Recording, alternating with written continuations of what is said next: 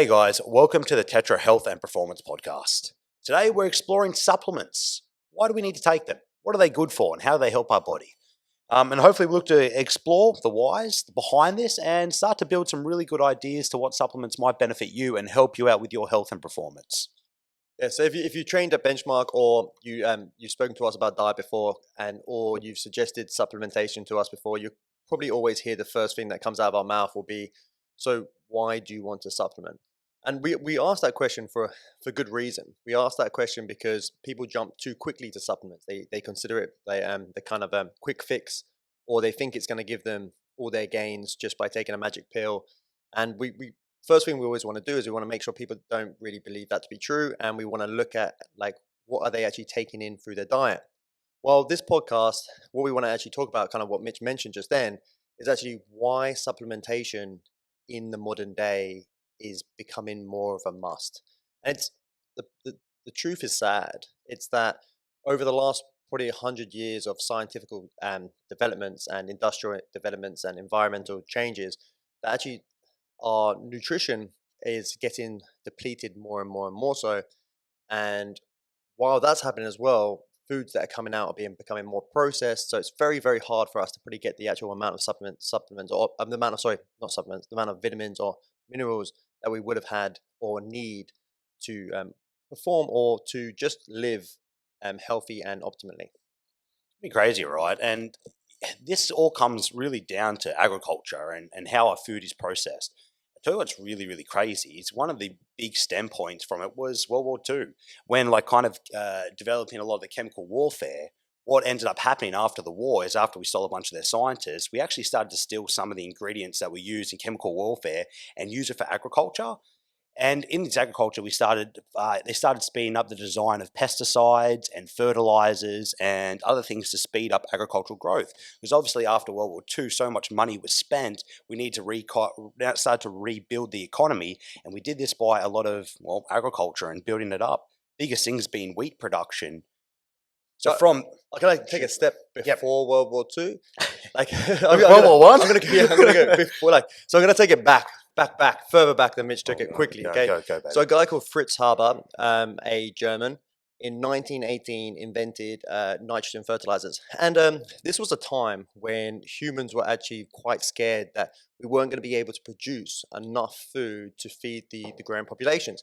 And when you're going into like a First World War, this is what you're most scared about. That's why there's rationing, because you're worried about food source. So he kind of saved the day. He invented a nitrogen fertilizer. So he's a chemist, and he found out a way to put more nitrogen into soil. The cool thing about nitrogen is it's what speeds up the actual clarification of plants, and it actually speeds up the growth of plants. So we were then able to have a farm that could produce 4 to 5 times, maybe more, the amount of crops per square mileage. And if you think about that, like when you put the natural state of the soil and you put a plant in the soil, that plant would normally take like naturally a square meter's worth of nutrients up. But now we're able to put 5-10 plants in that same spot. So therefore you can kind of imagine that we'd get 5 times, 10 times less nutrients per plant. Funny thing about Fritz Haber, like Mitch is saying there, the guy that actually invented ammonia with his and nitrogen fertilizers with his chemistry also went on to create mustard gas, chlorine, and phosgene gas, which is actually the 3 gases that were used in the wars to freaking nuts to wipe out thousands of people. He was given the Nobel Peace Prize, the Nobel Chemistry Prize in 1918. And then there's all this controversy later on about how it should be taken away from him because of what he did with his chemistry skills, which is ridiculously sad, right? And you can kind of see how originally nitrogen fertilizers, we looked at it and we were like, oh, this is incredible. This is what's going to help the world. But short term, yeah, exactly. Like while we've had this way more food, the food is super lacking in the amount of nutrients we'd actually need. And you can kind of like correlate that a little bit.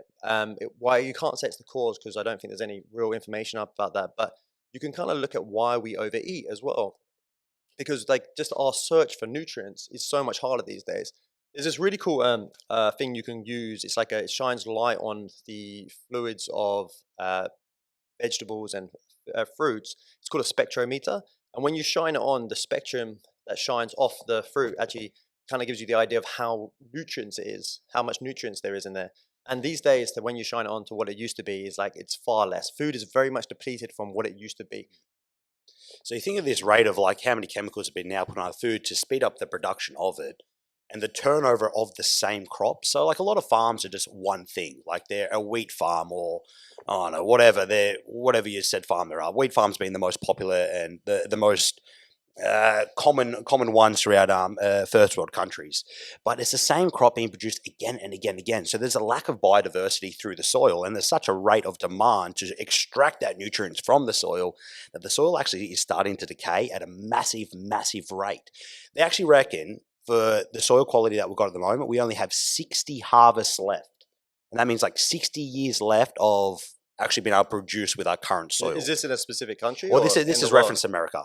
Okay. But this kind of translates to like a lot of farming practices in first world countries. But this is America, America specifically, and that's pretty scary, right? Like without anything being done or chopped or changed, each harvest is getting a little bit less nutritious because we're not extracting as much soil nutrients from the soil, and that's not translating to the plant. That plant is then generally wheat is fed to our animal consumption, so like cows and all that sort of stuff are fed this. They're getting less nutrition in their food. We eat the cows, obviously, we're getting less out of them, and our plants as well. So this is like it's a whole drip down effect.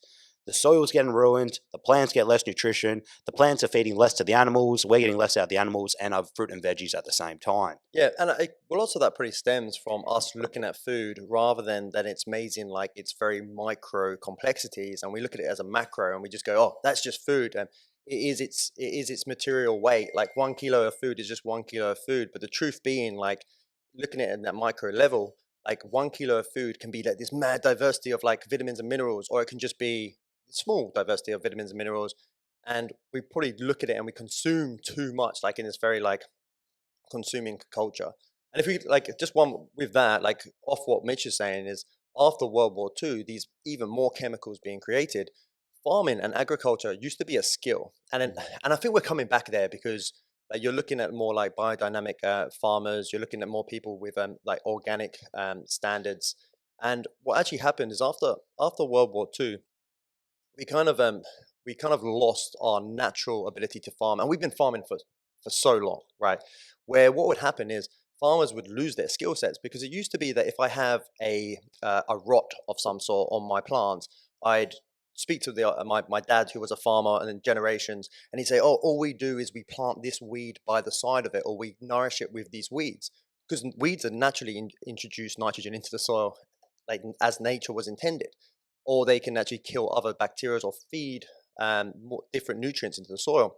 Where it might be just they were like, okay, well, what we do when this happens is we grow the crops a meter away from each other, or we grow the crops in this sun, or we grow this crop at this time of year rather than this crop, and we do this. But like Mitch has said, is we have a big industry that is demanding that we make more grain, more wheat, more of these very few types rather than the diversity. And we're looking at things like weeds and pests as the complete antagonist to this, when really they're the agonists. They support the growth of healthy soils. So we've done so much damage to our soil through bad practice. And like after the World War II, what would happen is a farmer, rather than ask his dad or his next door neighbor, he'd call up the chemical company. So rather than have these healthy practices, which we are slowly getting back into place now, with many places, because people were asking for that, what would happen is you call up the chemical company and go, oh, we've got the chemical for that. You put the chemical on, like Mitch said, the chemicals start killing more and more different diversity. And before you know it, you've got this chemical treated wheat or grain. Well, welcome to your favorite farming podcast, where we talk all things farming. But like this is real. And we will get to like the point of why we need the background to get into why we talk about supplements at the moment. But probably you're seeing the picture being painted at the moment. Go back. This is really interesting. So the government funds a lot of farming in America, and again, America's just a really easy example because it's like such a high population and easy to access information from. So wheat, I keep using wheat, but I'm really like spacing on the other examples. But it's got to be grains, right? Yeah, grains, and that they have government subsidies towards towards it. And they're really interesting Well, without the government just quickly, subsidies. quickly, Mitch. Again, grains. Just think of the reason why grains. Again, Mm, it's so easy. It's you can build it so vast that yeah, if your country's population needs food, grain is the way to go. Right? That's a so way to easy. please and feed the people. It always has been. So, like, the reason why this is so incentivized is because it's subsidized by the government. So farmers are like, oh, I'm guaranteed already to get X amount of dollars on the kilo if I grow this. So they're so biased to only Because grow again, A, B, and C. the government need a certain amount of grain Yeah. being filled to just as a priority, like to make sure people do get food.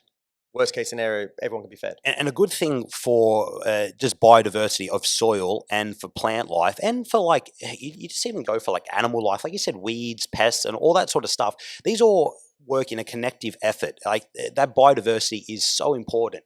So a big effort with farming is called permaculture. It's when like a farm might grow like 7, 10, 20 different things on a farmland, but it's all integrated. And at different periods of the year, they will pluck off certain portions of the crop while the other things are left untouched. And the cool thing, because things are constantly being cycled around, it invites different things to happen in the farm.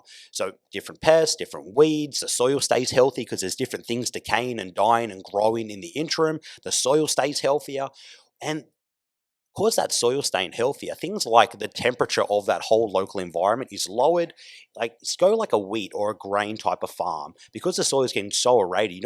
So eroded. You know what happens too? The heat increases, and the heat is something now you have to combat with more fertilizer, more pesticides to kind of keep it alive and keep it producing. And because of that extra heat, it drives away things like natural cycling of rain and other things that can produce new vitamins, minerals into the earth, into the soil to keep it nice and healthy. So it's like a whole cyclical effort. Because I'm using pesticides and because I'm using these things, I'm killing the soil. So I'm increasing heat. With that increase of heat, I'm driving away natural rain cycle towards this area, which again is now pushing away the nutrients that I need to be driving into my plant life. So that's bloody crazy. Yeah, it's really beautiful as well because I think that you see in like you vote with your dollar, right? So when you are buying certain types of foods, and you can kind of see it in your Coles and your Woolworths, when these days there is way more like free range chicken eggs, and it's because people have asked for that. It's like the more they see it, the more people pay for it, and the more that the companies realize this is what people want, so they start treating foods like that. And it's the same things come in with these kind of like it's called biodynamic practices, whereas farms will actually allow their cows to graze, their goats to graze, or they actually use cows and goats to mow the lawn rather than tractors that then Yeah. allow pollution into the soil. And what actually happens is we get this really good turnover, and just like Mitch said, then they'll grow appropriate plants at appropriate times. Because the truth is like lots of what we're doing when we're demanding just certain grains is we're forcing grains or genetically modifying grains, which is a completely different thing to get into, where they can actually last all year round or they can be unedible by pests. And this is over in Australia, we're quite lucky where a lot of GM foods aren't allowed. But in America, practices are pretty much like companies have changed soybeans to be, which have codes on them to actually make sure that they are used because by certain farms. And farms have been sued because their seeds have been found on other plants' properties because naturally seeds are made to spread through wind and Mm. through rain and water. Yep.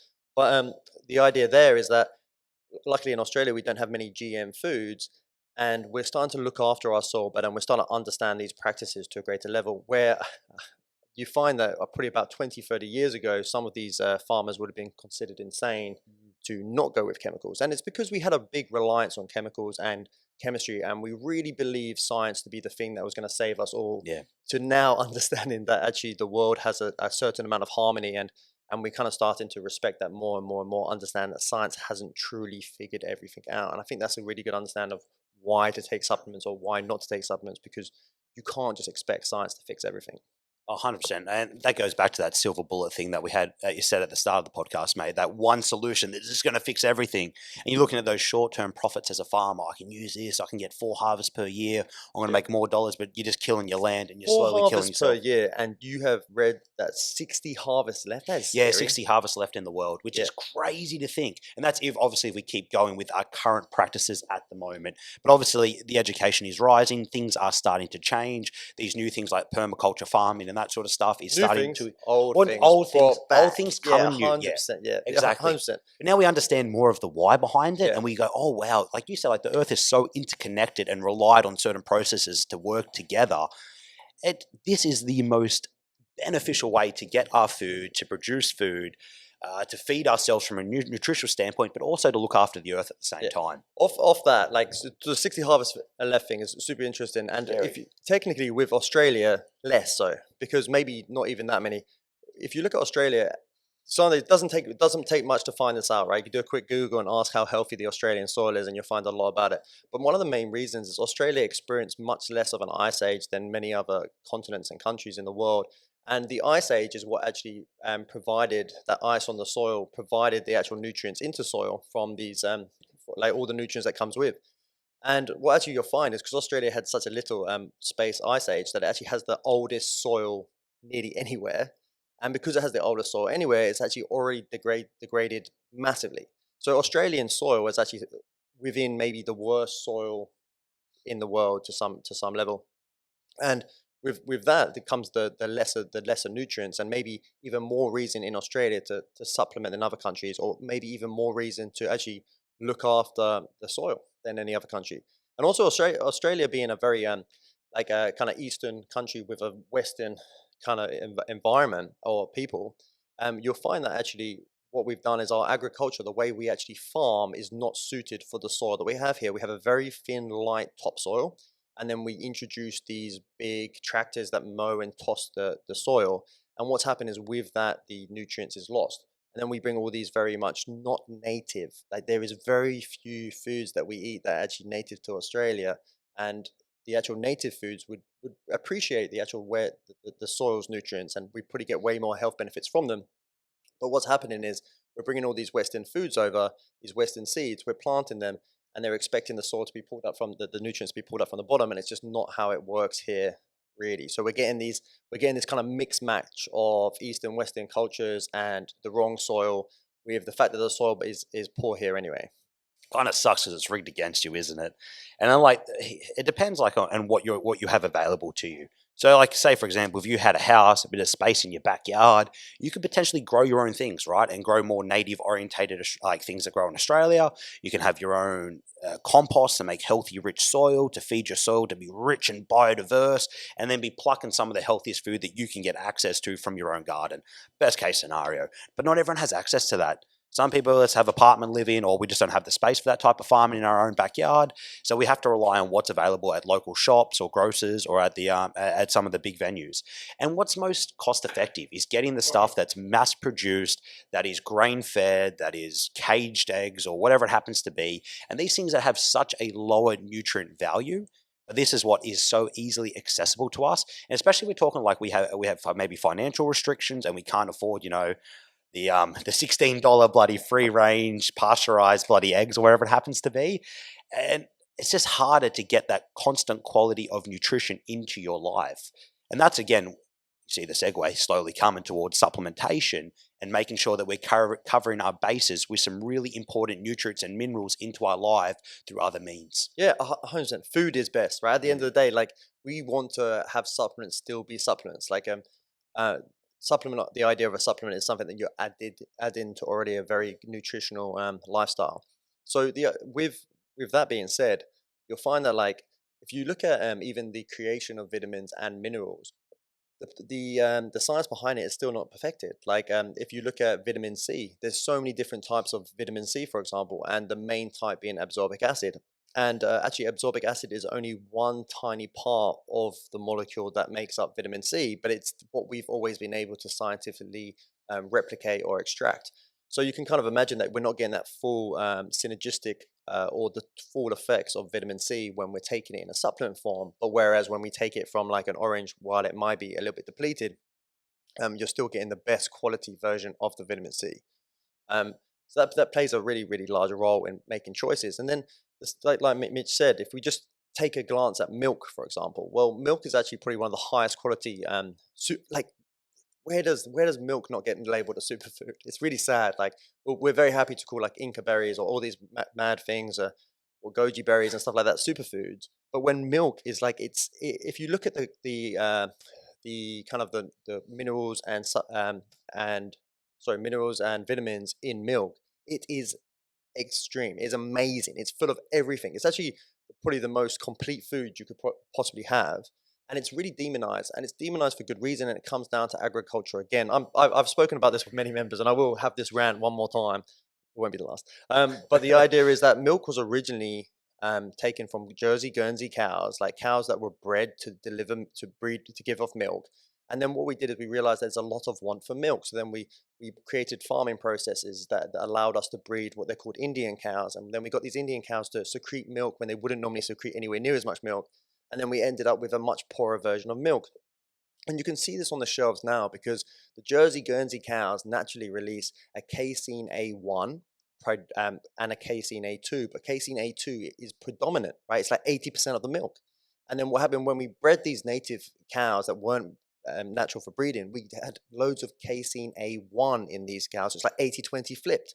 And then what we had to do is we then had to go, okay, well, everyone's getting milk intolerances from because we're not supposed to have that much casein A1. So that's now get these native cows and strip out the casein A1 and then only give them casein A2. But it's still from the wrong types of cow. And still all this milk goes off to the side, probably to be used for yogurts, which then you eat the yogurt and you get the casein A1 again.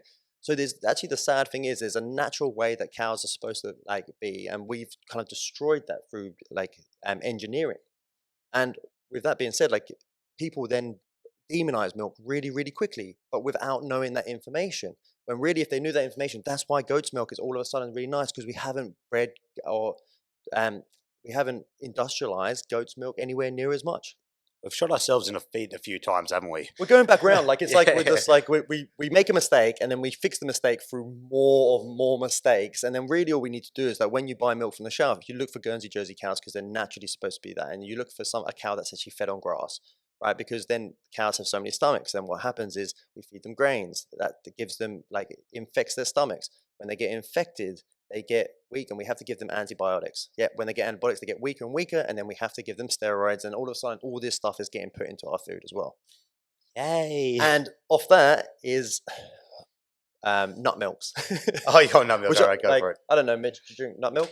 I don't have enough time to milk my almonds. Yeah, there you go. Yeah, you can't milk and if you look at the ingredients on the back of nut milk, right? I've actually experienced someone making their own nut milk, and it's actually like it's quite a pleasant like experience to watch, and it's like very simple, right? It's really simple. They just strain nuts pretty much, and then but then if you look at what's in the shelves, the chemicals in there, the additives, the vegetable oil that is one of the main ingredients in most of them, that's pretty wrong. Yeah, have you heard the term soy boy milk? No. Yeah, same sort of thing for like soy milk and into terms of nut milk. That all the additives and all that kind of actually will dampen your testosterone in the long term, Yeah. and kind of anchor you down. Yeah. So it's kind of Oh, like okay, been a term, yeah. like a kind of like a jab of a term used for someone that drinks that type of milk. Ugh, it's just a really kind of sad process that's happened. And with milk, like Mitch mentioned, like cows and meat, like the other thing that's demonized, milk has been really sorry, meat has been really badly demonized in media. But this is processed meats. These are like things like hams are very if you look at the ingredients of hams, it's very processed, like your processed meats. But actually like or just steak, even if it's grain fed, is gonna be better. It's probably not gonna be anywhere near as bad. But your best option is still your grass fed your steaks, or think fishes, like your actual line caught fishes that are natural to the environment and not farmed. And one of the cool things about that, like even without even concerning yourself about the minerals in them, yeah, and the amount of health benefits from having it grass fed or having it natural rather than farmed, is that the fat consumption in them. So if you actually would just look at how much fat is in a grain-fed steak that doesn't look fatty, and then how much is in a grass-fed steak, there's way less fat in a grass-fed steak. Yeah, there's way less fat in a naturally caught salmon. Yeah, even the colors are different because of what they're fed. They're normally fed. Cows are fed on grain, and then they will feed like seafood. Like I think grain if they can get away with it. Yeah, 100%. I've seen like multiple stuff on like salmon production, all that sort of stuff, and it's literally just pouring grain into the water to feed them, which is absolutely gnarly. And there's a reason, like when you go to the restaurant and it has next to it where like a grass-fed steak and it's extra $20 or whatever it happens to be, because it's So better for first you. off, Mitch has said that the good eggs are $15, $16. Like you can get good eggs for $9, $8 still, and it's not Inflated $20 it extra for a slightly. grass fed steak. It's like $4 or $5. Like you're turning people off for 20 extra. No, it's too expensive. Yeah, but to drive the point home a fair bit, like it's inflated because it has those extra steps to produce it. Even though it's so much more beneficial for you, it does have that little bit of a barrier of entry with that slight extra cost. But the truth is, it doesn't have extra steps. Actually, that we've caught ourselves in this negative feedback loop where what actually happens is we have cows, and then them grain fed cows have to be given like steroids, and they have to be in antibiotics. And then because these are the companies that actually create the most amount of cows, the government normally subsidizes something inside the process, and all this stuff is actually like this kind of negative feedback loop. And I truly believe like voting by the dollar, and like I don't want to seem super noble, but the idea is that where every time you do buy that grain fed steak, I understand if it is a cost issue, but every time you do buy it, you are promoting that that is what you want to see more of. Sadly, you really do vote with your dollar more than anything in a very capitalist culture. You can imagine too, like go back to the start of the conversation when it was more soil orientated. That grass fed cow has been chewing grass that has been in just a normal open field where the grass has been able to adapt normally and grow normally through just normal, rich, healthy soil. And that grass probably has a mixture of weeds through it and little animals that toil and kind of dig underneath the soil Yeah, to produce air and other exactly. And micronutrients good as farming well. processes, they move the cows around as Oh, well, which yeah, 100%. Which is great because the cows like kind of shit in different areas and that like the poo is great. It breaks down in the soil and becomes super nutrient and which biodiverse for the grass. which is also the worst thing that ever happened to humans is when we stayed in one place, Yeah. because it means that we can destroy the land to such a great detriment that that land can never grow back. And humans have always been more, what's the word for it, more travelers, Yeah, where grazers. we've Oh, no, no, grazed. I like, think yeah. graze is the right word, Yeah, I'll where go with it. we'd graze one area, then we'd move on and allow the area that we just messed up to replenish Yeah, before and we it actually be quite restorative. You do well a little bit very of yeah, damage, you move away, it grows back bigger, badder, and stronger, ready for round two. But if you yeah. keep going round 3, 4, 5, 6, 7, 8, it just gets beat up and doesn't come back. Yeah. And Yeah. yeah, oh, there you go. So with that being said, it's kind of like that farm to table Mm. experience, which we want to try and recreate as often as possible, because way more things are also happening when we're creating this longer distance of travel between foods. Well, you have lots of foods that just the transfer process of having meat. Also, think fruit and vegetables, for example, having fruit and vegetables picked, yeah, then put in a truck through hand contact, then Mm. put in like oil barrels, then traveled for hundreds of miles with pollution Yeah. air, then more hand touch, then put under lights, like under blue lights. Like if you think about it, like when we're looking at something we'll get into it, or we'll just get into it now, where vitamins and vitamins, for example, we have water soluble and we have these fat soluble vitamins. Well, water soluble vitamins are really, really easy to destroy.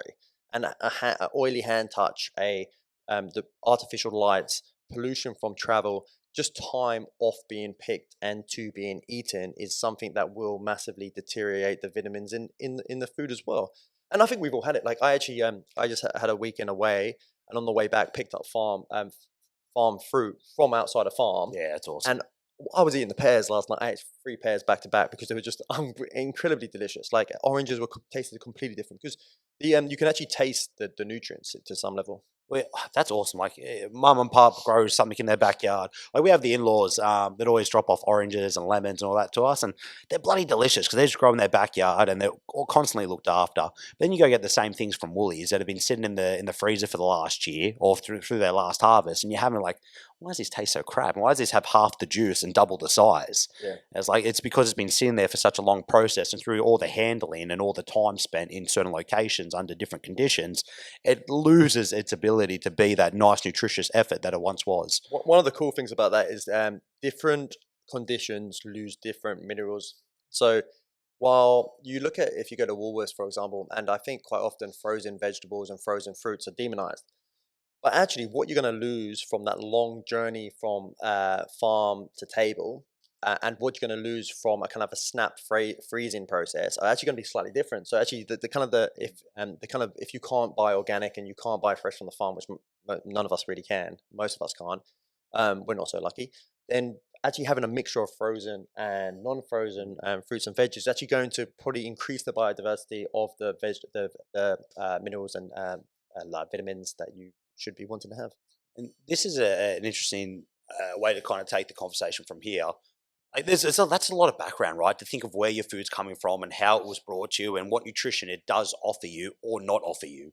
And then, like, if we make life harder for ourselves by now excluding certain portions of food, so if we know our food isn't as nutritious as it once was or could have been, and now we're saying, you know what, I'm going to exclude this whole food group. Well, we're now restricting even more micronutrients or just healthy nutrients into our diet. So whether that is, you got to be smart, really. If you're maybe a vegetarian, a pescatarian, or maybe you're like just a bit of a carnivore, or whatever type of eating practices you have, it all comes with a trade-off with what food you are and are not getting into you, and it becomes very hard to supplement what you're not getting through other means.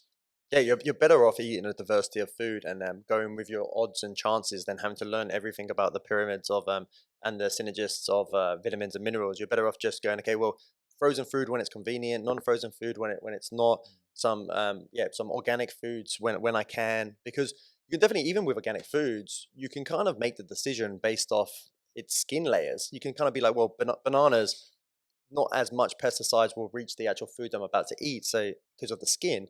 So therefore, I might go for the cheap option with bananas. Same with oranges. Same with fruits with skin, and then fruits without skin, your berries and stuff like that. Well, pesticides are going to have more of a detriment to the health of that fruit than other foods. So you can make decisions like that, and you can kind of save money off that as well, rather than have to do all the really complicated things of like always eating in season and stuff like that, which That is is inconvenient. oh yeah, to a high point. Anything else on that, Mitch? I just randomly, there's like a little thing we always do, and whenever we get our fruit and veggies at home, we always wash them, clean them, just to get whatever potential pesticides or handling off it as well. Get all these gross chemicals off, and whatever we can savor with its nutrition value, we do try and do. So it's a nice little practice to make sure you're Yeah. always cleaning your fruit and veg as well. Bicarbonate of soda. Yeah, Do you yeah, use yeah, that? yeah, Yeah. yeah. So like you put in especially your non skin layered fruits and vegetables in like a tub of bicarbonate of soda, and they bicarbonate of soda being quite incredible. It cleans it off really Does a really lot of well. cool shit. Yeah, and you can sometimes the bugs will actually leave it and stuff like that Yeah, yeah, yeah. in deep inside I've it. seen like the time lapse ones where they do that, and Yeah, like it's a strawberry and there's like worms and shit coming under the out of it. Like, what microscope the and stuff. hell? Yeah, yeah. Yes. It's pretty incredible. Bicarbonate Uh, soda, God, is there anything it can't do? So amazing for the human body, amazing for cleaning carpets, take stuff off fruit and vegetables. Hell of a baking ingredient as Oh, well. is it? Oh, yeah. And the one thing that it actually is mainly that does. So just off that, if like we kind of talked about agriculture a lot and the farm to the table stuff. So now let's talk about like the multi-billion-dollar supplement industry, because this is one of the biggest issues is that the industry makes so much money that maybe it's not so often so concerned with giving you the information out or getting you the best form of each supplement, and more concerned on just getting the cheapest version out to you, because you've heard, for example, that vitamin K is what you need to take, vitamin D is what you need to take. So you just rush to the store and you buy the cheapest, most obvious labeled vitamin D. And this is pretty a lot about how they cut corners and make a ton of money, and you actually sadly don't feel the benefits of what you should be feeling from actually supplementation. And There's, yeah, oh, sorry, keep going and just say there's multiple versions of everything, like, and everything has different levels of quality or different interactions with how it goes with your body. Like, there's so many different types of magnesiums, vitamin C's, James touched on earlier, or what's another big popular one I can kind of just, vitamin K, even yeah. even if you look at how like okay, so off that multivitamins. Oh, okay, that's Well, probably so the easiest one to go multivitamin for to. me is the biggest con, and we like the sad thing is multivitamins then make people just like we spoke about milk earlier, because multivitamins get such a bad rep. It's like how people just say it's just you're just peeing out your money. Well, the idea is that multivitamins mostly don't work for two reasons. First, there's actually an antagonistic, agonistic way that vitamins and minerals work. So, for example, like a really easy one to explain is that caffeine. If you've had caffeine and then you're taking an iron supplement, you can't absorb the iron as well. But if you take iron supplements with vitamin C, which is quite a common thing to see in supplements, is then it actually is more available to you. So there's all these different restrictions of different types of herbs that you might take with this mineral and this different supplement vitamins you might take together that actually just don't work anywhere near as well as they could. And then as well as that is the dose, right? Like we've said multiple times is the poison is in the dose. And the truth is that dose is so important when it comes to vitamins and minerals, because when they are studied and we're looking at like your recommended daily allowances, but also how much you need to actually feel better. No, I don't think I've ever seen a multivitamin. There is one or two out there, but you have to take like 8 big pills, right? These things like Barocca, they're so tiny, and you've got all these antagonists in there, which is stopping you from absorbing a ton. But on top of that, the actual dose of any of the vitamins or minerals in there is mostly the ones that you want to be taking are just so small that it just won't do anything, and that gives supplements as like vitamins and minerals a bad name, I think, because people spend a fortune on them and get nothing out of them. Almost like, what is it, homeopathic, which is like a drop of it in the water and like you dilute it by like 1,000% or whatever, and it does absolutely nothing. Yeah, well, yeah, you wouldn't even notice it. Well, you probably will just pee it out as Yeah, well. comes a placebo effect more than an actual effect on the body. That's a good segue into RDAs. Yeah, yeah. So the idea is that we do have a lot of recommended daily allowances for different supplements. And first off, with that being said, is there's two different types of supplements. There's water soluble and there's fat soluble. Well, water soluble means that they get into your body easier. They are inside the water inside your body, which is abundant, and they can be taken out through all the ways that you release water in your body through breathing. Yep, through sweating, through peeing and pooing, all them things. So actually, think of things that also anything that speeds up your metabolism is probably going to speed up the loss of them. So exercise, running, like all that kind of things, stress massively. So then we have to look at what vitamins are or minerals are water soluble, and then we have to look at how we're going to be dosing them, because we're going to actually take them differently, because we want to probably increase them with exercise, we want to increase them with stress. And I think the stress one is a really good point, because you'll find that a lot of people don't realize that they massively deplete zinc, magnesium, sodiums when they're highly stressed. Because, like I said, like anything that is water soluble will actually be released in breath. Because every time you breathe, a lot of fluid comes out. Every time you sweat, and even with the amount you pee. So sometimes one of the issues with water soluble vitamins is actually people drinking so much water that they actually are flushing out the vitamins of the water and just taking in this kind of like bland non-vitamin water. So, like, related to what you're doing and your activity levels and all that sort of stuff, and then there's also just your makeup as a human being too. So that recommended dose is to like an average, just generic human being. But if you are a bigger, more active individual, you're probably going to need a little bit more than what's recommended to get yourself going and get better adaptations to your body.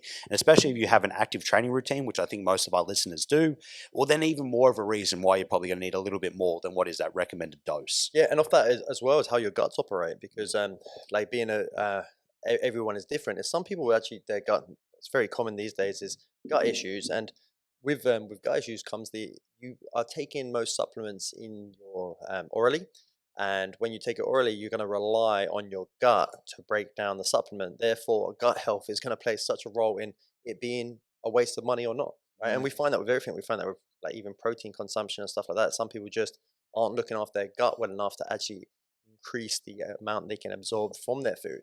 And that could at the end of the day be like the gut's such an amazing tool for and all the stuff that it does. But at the end of the day, that could be your vitamin mineral deficiencies, could be down to, and very likely are down to, gut health. How crazy is this too? Like, even the way they make that supplement with, like, say for example, a tablet, the outer lane of the tablet can come in different qualities. So ones that will delay the digestive process to release whatever's in it later when it will be more likely to be absorbed, or there might be lower quality ones where like the stomach acid just eats it up and like it before it actually has a chance to release and give you the benefits it needs. Yeah. So how crazy just the quality of the actual tablet that you're having plays such a huge role to whether you're actually going to get that in your body or not. Yeah, it's so cool. The gut is extremely interesting. I've learned a little bit about the gut from training people with certain gut issues over time. And you have like your small intestines, your large intestines. You have your stomach. You have your duodenum. You have your duodenum, I think. I might be destroying them words. But the idea is like if you look at like vitamin Bs, for example, that then they actually only get absorbed through a certain part of that jejunum, which I'm pretty destroyed. But negate whether I got the word right or wrong, or wrong, most likely wrong. The idea is that you need that part of the gut to be healthy to absorb them vitamins. So when they do these time release capsules, what they actually do is they plan it to be actually released in certain places. And there's definitely certain vitamins that you kind of want to look for that. So this is what like a few of the things that we're in the process of doing at the moment is actually making sure that when people are looking for certain supplements, they're choosing the right supplement for the right needs. And I think that is I think it's so incredible, really, because lots of people just think, oh, I'm just getting the magnesium at Woolworths or I'm getting the magnesium at Priceline. Every single time I go to Priceline and Woolworths, I look at the supplements and any new supplement that stands out to me, I'm reading the back of the label, and I have yet to find one that I even rate slightly or would buy myself. It's So crazy, right? And there is a bit of a barrier entry. Like, cool, just listening to this and go like, oh shit, I'm now aware of where food comes from, how I can kind of extra dose myself with things that are more important to me and my needs and my adaptations. You're a step ahead of the game. Because like if you're just oblivious to this and like you're just saying like the example James goes, you're just going through the motion like, oh, I know I need magnesium because it reduces stress or it increases sleep or it helps out with energy, and then you go to Woolies, you buy the cheap $20 bloody 30 tablet or powdered version. You've just probably got expensive piss there. That's all you've really bought. yeah, you've bought something like magnesium citrate, and you know what magnesium citrate is best for? You haven't bought expensive piss, you've bought expensive shit because magnesium citrate is actually one of the main ingredients in laxatives. Because what happens is it pulls a lot of water through. The cool thing about magnesiums is that the way the kind of the molecular structure is they like to bond to things, Mm. and citrate will pull a lot of water across the gut barrier, and it will actually make you need to go to the toilet. And I think I've got actually a really cool little sheet up here that I hope I've got the right See if you can find it. one. Like it's important, like what variation of that magnesium will do for you. So it depends on what you're after as well. Like sometimes, and we won't go too much in, because we will end up doing a second podcast where we break down our favorite supplements and why we like them and why we reckon they're most beneficial. But like spoiler warning, magnesium is going to be one of them. And it depends on what role we're after. So we might have a magnesium that is more important at the daytime to help us out with our energy. Then we might have a magnesium that binds a bit differently inside our body that helps us more with relaxing and sleep qualities. So the way that binds in the body is a huge, huge detail. And that depends on what it's paired with or what it's made with. I don't have Now, it. couldn't find it? No, I don't have it open. Anyway, so there's a lot of poor qualities out there because they're very cheap and very easy to mass produce. And that's pretty much the main reasons. So magnesium being one of them, water soluble as well. So magnesium is definitely one of the main ones that you are taking. Like magnesium for stress is incredible. Like when you are stressed, popping a little bit. This is we often think of supplementation as a physical changer, like something that's going to give us more physical energy, something that's going to make us feel more alert and like happier. And but we don't often think about it, or not happier, but we don't often think about it as emotional. We don't like, and we definitely know now that physical stress and emotional stress just become the same stress. So therefore, when you are physically stressed, you should probably be looking into increase your supplementation or your nutrition of your food. And the same thing when you're emotionally stressed, it should be one of the first things you think about as well. And I think that's really, really poorly. It's just sadly, it's just our disconnection with emotional stress is that we don't think, oh, actually, like I've been so emotionally stressed the last 3 or 4 days, I should probably up my supplement routine. No, I'm going to go drink a bunch of alcohol and eat a bunch of chocolate. I'm Oh going to yeah. self-medicate here. Ooh. No one thinks, And I'm going to go for the magnesium. and alcohol, so like alcohol is one of the biggest depletions of things like Yeah, magnesiums as yeah. well, which are things that help you handle stress. So You just played yourself. yeah, you just made some big mistake, fool. Anyway, yeah. So off that, where we have our water soluble vitamins, so you can think about that, and then we have our fat soluble vitamins. And remember that this podcast, kind of here today, is for us to give you like a big breakdown of why to have them, and then give you a little bit of information about supplements, so that we can then next podcast kind of give you a breakdown of the best types, the musts, that all do this for this, like what to take for training, what to take for moods, what to take for energy levels, and what to take for injuries. And There can be a generalized approach to supplements as things that are going to help out with general health and just general needs. And there's also specialized a specialized lens that you can look at it. Yeah, You can like look at stacks, right? yeah, 100%. Or you can look at special populations that can really benefit off certain supplements as Yes. well, whether it be people with hypertension to diabetes or whatever said issues, like gut issues that we said earlier. There are specialized supplements that have been proven. We have good research to back up that they can really help out whatever specialized disease or issue that that individual might have. And the cool thing about these supplements is that they are already in nature, so they are of low risk to you. Mm, It's just probably that maybe you're not finding it in your diet. So you can do a quick Google and you can be like, well, I need to get more of this in my diet. And sometimes you'll do a quick Google and you go, "Oh, actually, I don't eat that ever. I cut meat out for a long time. yeah. That's why I haven't had this." And so what? But water soluble, fat soluble. So fat soluble is your vitamin A, your vitamin D, your vitamin E, and your vitamin K. I remember it as ADEC, Mm, which is quite an easy way to remember it. And the thing is with fat soluble vitamins, because they're stored and held for longer, I think vitamin D, you can nearly hold it for like whole seasons if you're storing it up. So you can, if you are healthy and you do get good sunlight uh, during the summer months, you can store it long for the winter months. Sadly, vitamin D is one of the highest deficiencies there is. So it comes down to how we absorb it, what's already in our body, and how we can hold it. But with vitamin A, D, E, and K, they are fat soluble. So they are the ones that you're probably taking bigger care of how often and how much you're dosing with your RDAs, because they won't be flushed out as quickly. Yep. And then you have your antioxidants, which is easy. The easiest abbreviation, ACE, which is vitamin A, vitamin C, and vitamin E. Vitamin C is by far the most popular and famous antioxidants for very, very good reason, because it is extremely powerful. And lots of the research now is that it's to be taken in very small amounts for very many doses throughout the day. Vitamin E is a incredible fat like oxidizer. Is like it is so good, and I think something that most people don't get enough of, because you would get like you'd ideally get it from very like healthy kind of meats and stuff like that. And you got to remember that with the change, so with one of the biggest changes of grass-fed meat and grain-fed meat, actually comes like the omega, the whole construct of the meat completely changes. Where we have these really high levels of like in grass-fed meat, we have these really nice high levels of omega threes and lower omega sixes. And not to say that one of them is bad or good, but the chemical pathways of omega-3 are multiple, so they can actually be changed to many things, but the chemical pathways of omega-6 can't be changed to as many things. So it's better to look at it from a perspective where, oh, not one is good as one is bad, because I don't really believe that ever to be true, but it more to be like, well, omega-3s have this higher availability of what they can actually do inside your body, and then the grains are higher in omega-6s than omega-3s. oh, Yeah, it's cool, yeah. it's so cool to knowing what the effects are on your body and what your individual needs are, and to see like maybe analyze just your intake like every now and then to see what am I really dosing myself on, and am I just kind of hitting the same thing again and again and again? Am I missing out on and widening my spectrum of intake? Yeah, am I eating things like, am I getting my vitamin K because I eat cheeses and stuff Mm. like that? Like there is a good reason for having a varied diet, like making sure you don't cut out cheese, for example, making sure you don't cut out meat, but just having things in moderation, and a moderation that you enjoy as well, which I think is extremely important, right? Not a moderation that you've just been told to have.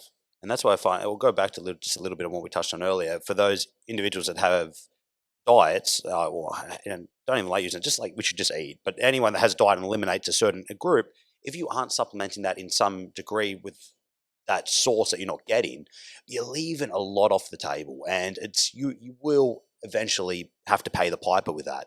So, for example, like, and this is an easy example. I don't want to pick on this group, but say for a vegetarian, if you're not getting the meats in, you're not getting any of those amino acids in that are so vital to our ability to build muscle, to recover, and multi other functions that occur throughout the body. So there are like ways to get those amino acids in and to keep ourselves relatively getting those micronutrients in when we normally wouldn't be getting them in.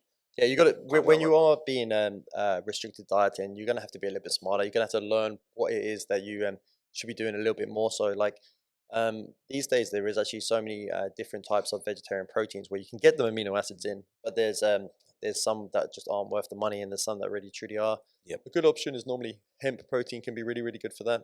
Oh, It's yeah. very similar to muscle tissue. It has a lot of albumin. And then maybe looking to get some creatine to partner along with it, which can be huge. Leucine is something that you miss out massively when you so creatine, leucine, and taurine are there's three of the really big things that you miss when you don't eat meat, and they are extremely proven to be like really really healthy, especially for the training population. Yeah, man. Honestly, can change it, change the game for someone that hasn't had those vitamins and minerals in their diet for a long time. You'll feel like a new person, and you don't have to change, especially if it's from an ethical decision. 100% respect that. But if we can get it through these other means, you as a person will feel so much better and so much more robust. So, off that, a few things that we will get into on this is number one, part Mm. one of a two-part, maybe Yep. three-part podcast on supplements. So we just like kind of discuss like first of all, it's like kind of educating you on the why, the different types, and then the purposes on and the reasoning for taking different types, and then we can kind of help you search out the right supplements because I still find with the information that I've gathered about different types of supplements, I can never find the right supplement in a Priceline or a Woolworths, or a Coles or any of the kind of mainstream. I can't. You literally can't find the type you want. You can find generic things. You can find the creatines. You can find proteins. But when it comes to vitamins, and certain minerals, you can never find the actual one that you want. Off that, like if you want to do any research yourself, like we really would recommend the Examine website. The Bloody cool. information on this on supplementation is incredible. It gives you kind of a breakdown on the amount of decent studies. It just gives you a number. This is the amount of decent studies. Gives you the kind of like the human studies, the rat studies, and it gives you like a really good breakdown of the information and results from the studies. It's like and it's so easy. It's just examine.com and it's incredible. You can pay for more information, but you get just enough to be like not worth it or worth it from that website. Go to your backyard, dig up a little bit of a patch, put a garden bed up, get some compost going, put it onto your dirt patch, and start growing your own stuff. You'll thank me for it later. Some good nutrient stuff that you'll end up getting afterwards. Yeah, 100%. And things taste better. Oh hell, man, 100%. Yeah, well, Something's like grown from your garden always tastes better. you can taste healthier food, right? Like you Mm. like it. There's a lot to be said for flavonoids, which have like a big part. Like there's so many different things that vitamins, minerals, like are way more diverse than you'd even think. And there's so many different things inside healthy food. That's why supplements will never be the be all and end all because Yeah. you can actually take flavonoids and polyphenols and all that stuff these days, but to you'd be paying an absolute fortune, and you wouldn't get it in its synergistic um, natural way. So you are better off getting it from kind of food and growing your own. Yeah, with some and learning about it. It's really interesting. It's like being one with nature for a bit. It's in the word. It's a supplement to supplement Yeah. food, but unfortunately, most food is shit. Or not shit, I shouldn't say that, but it's just lacking its punch that it used to have. And hence why supplements have a real big play to really get the best, or help us get the best out of ourselves, feel our best, perform our best, and hopefully take ourselves to new levels. Yeah, so stay tuned for part two because loads of big things on part two. We're even going to talk about some functional supplements that aren't actually food related, things that you can do apart from food that you can help with your nutrition and lifestyle. All right, guys, I was thinking more farming Go, related go, go. information. What you got? What you got? No, Go. good. Well, we'll save it for part two. Okay, Maybe go. an extra part in part two. We'll continue the farming Yeah, cool. podcast. I really look forward, like in part two, I'm really looking forward to diving into some. So we've done a lot of work ourselves in actually discovering and finding like the big bang for your buck, like we do like to do with our training, right? It's like that's only use little things every now and then. Let's understand the purpose of everything we do. It's kind of what we've done now with supplements, and we're kind of understanding that you want to kind of categorize what you want to get out of the supplements first, whether it be like energy levels or just general health or longevity, whether it be like, oh, I want to come out of an injury much faster, whether it be stress levels and like how to replenish the supplements that you lose from stress. The work that we're doing here is like having stacks where we actually say, well, this would be what we recommend for A, this is B, this is C, this is D, and then obviously just your general health ones as well. I'll give you something weird to finish off with. There's like a little industrial farm in Sydney that is now using treated human waste as the fertilizer for their crops, and they're having magnificent results. The growth rate and the biodiversity in the soil is like off the charts. And who would have thought that human waste treated, of course, to not have any risk of diseases or anything of that nature, is now used as fertilizer to keep the soil healthy and to grow very nutritious, high rate bloody crops. Yeah, like you think about how the world, like, it's a circle of life, right?